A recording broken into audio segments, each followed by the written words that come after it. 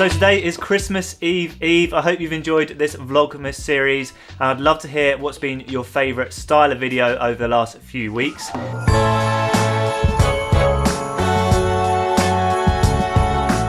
In today's video, I thought I would talk you through a new shoe that is set for release in 2024 that I've been lucky enough to test over the last sort of week, 2-week period. It is from MIZUNO, and I ran the Osaka Marathon this year with MIZUNO in this shoe, the Wave Rebellion Pro, the original. A wacky shoe. I ran 2:28 in this very pair. I've even kept the Osaka chip time on there just for nostalgia, and yeah, I really rated this shoe from MIZUNO. I love what they do in terms of innovation, and it's a shoe that was completely unique, nothing like what other shoe companies are putting out on the market, but it wasn't for everyone, granted. A very aggressive marathon racing shoe, and in early 2024 they are bringing out this guy, the Wave Rebellion Pro 2, which is even more aggressive than the previous version. So far I've just done 2 threshold runs in this shoe. So I did 3 by 10 minutes on the treadmill at 3:25 per kilometer pace on Tuesday, and then today I did another threshold session, 6 by 5 minutes at 3 minutes 20, so slightly faster this evening. The geometry on this one, as you can see, has followed from the predecessor, but is even more aggressive. So this feels like it's getting you even more up onto your toes. So if you thought this was crazy in terms of how it felt, this feels even crazier, if that's a word. As you can tell, I'm pretty excited about this one. So as with the original Wave Rebellion Pro, MIZUNO are stating that this shoe is designed for your more top level marathon runners, a runner or athlete that can run sub 2.5 hours. So I just about qualified running 2:28 in this shoe last year. In order for this shoe to feel good, you really need to be running fast, and it definitely suits that faster pace. From the 2 runs I've done in it, when I was running slightly faster at that 3:20 per kilometer, that's when this shoe starts to feel really natural. Well, more natural than running at easy paces, just because of that wacky geometry that this shoe has. So this shoe comes out in 2024. So in terms of specs, I'm not too sure at this stage, but I did have a little look across some other YouTube videos that are scattered across the internet. According to Running Warehouse, there is now 72% more Energy Light Plus foam, which is the top layer of midsole here, which is the really bouncy energy return foam that MIZUNO use. It's the same compounds that they used in the MIZUNO original, but I think this time they've just put even more of that Energy Light Plus, which just makes it feel even more bouncy underfoot. In terms of the drop, I'm not too sure at the moment because the stats aren't quite out there on the internet, but very similar to the original. This section of the shoe is well over 40 millimeters,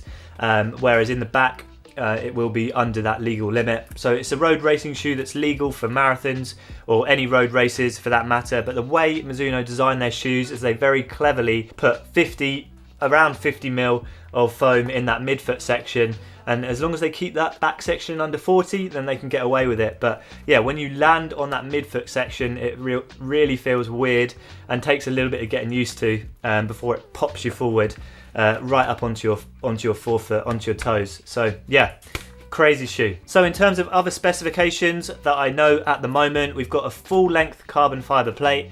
I put the 2 shoes on the scales, and the new Wave Rebellion Pro is coming in at around 5 grams lighter, so it's ever so slightly lighter than the previous version. I've also noticed from running in it, it feels slightly wider, so I'd say that the stability on this one is slightly more so than the original. I wouldn't describe it as a stable shoe because of that geometry.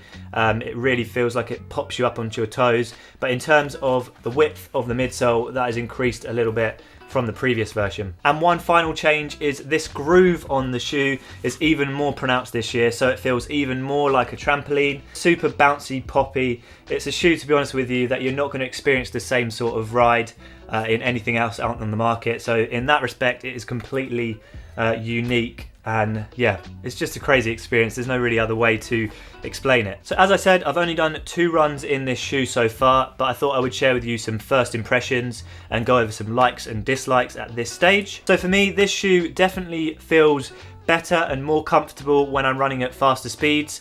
So for me, at that 320 per kilometer, which is around my sort of somewhere between my marathon and half marathon pace, this shoe comes into its own. I've not tested it at faster speeds, but I can already tell that this is a shoe that's almost more designed for that 10k half marathon distance. For me personally, it just feels even more aggressive, even more fine-tuned for speed, thanks to this wacky geometry. I will say from the first few uses, it's not a shoe that feels natural on foot by all means. It took me at least probably 10-15 minutes on my first run to get comfortable running in this shoe, knowing where your foot needs to land in order to get the most from this shoe.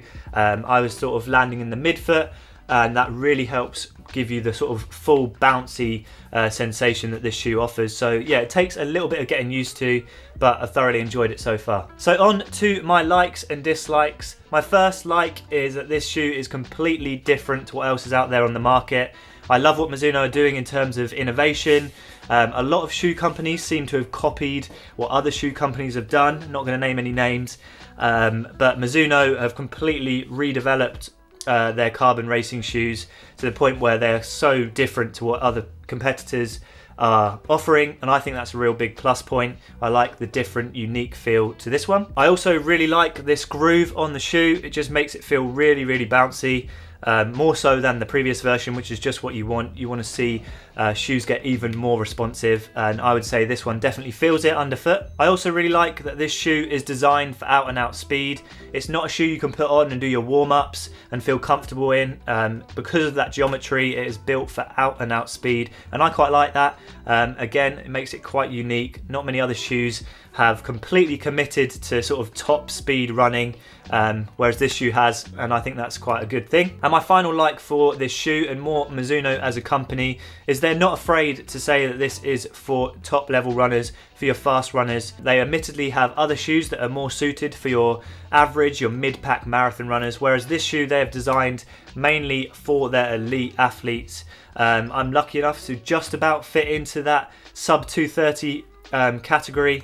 And yeah, it feels a pretty awesome shoe, definitely tuned to those sort of paces. And yeah, I think that's pretty brave from Mizuno to just be like, this is a shoe designed for fast runners. So on to a few of my dislikes. Just like the original Wave Rebellion Pro, this is still a calf killer. The way it sort of gets you up onto your toes really puts quite a lot of pressure through my calf muscles. I'm not sure if it's because I've got weak calves, maybe it's something I need to work on, but sort of the day after a workout in this shoe, I noticed that my calves feel a little bit tight. So yeah, not necessarily the best thing for training, but in racing that doesn't really matter if your legs are sore the next day, but it's something to note. The geometry takes a little bit of getting used to, and just like the original, I think if I was going to run a marathon in it, I'd want to do a good portion of my long runs in this shoe just to make sure I'm used to that geometry on race day. And another one of my dislikes is this shoe is not suitable for the masses.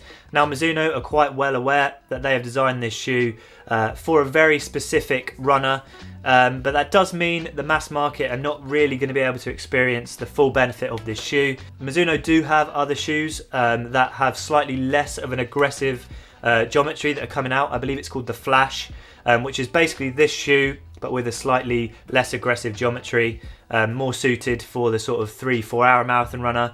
But in terms of this shoe, the downside is definitely it is only suited to a very niche runner on those marathon start lines. So that just about summarizes my first impressions review of the Wave Rebellion Pro 2. Crazy shoe from Mizuno. I've thoroughly enjoyed testing it so far. I looked forward to putting a lot more training session miles in this shoe. Admittedly, only fast ones though, because at slower paces it doesn't feel so good. But at faster paces it feels exceptional. You put it on and it's a shoe that you know you're going to have good fun bouncing along in. So yeah, thoroughly enjoyed testing so far. I'm itching to get a race in this shoe, so I probably will get a 5 or 10k race in this shoe in the new year, just to really give it a good test. And of course I'll give you a more full review after I've done 100 miles in this one. Thanks for watching. Again, a big thank you to everyone who's watched the Vlogmas series so far. It's almost coming to an end. I plan to make my last video on Christmas Eve, which will go live on Christmas Day, so only a few days left of the Vlogmas. Thanks for watching. Aspire to run, run to inspire. Look out for this shoe in 2024, and we'll see you tomorrow.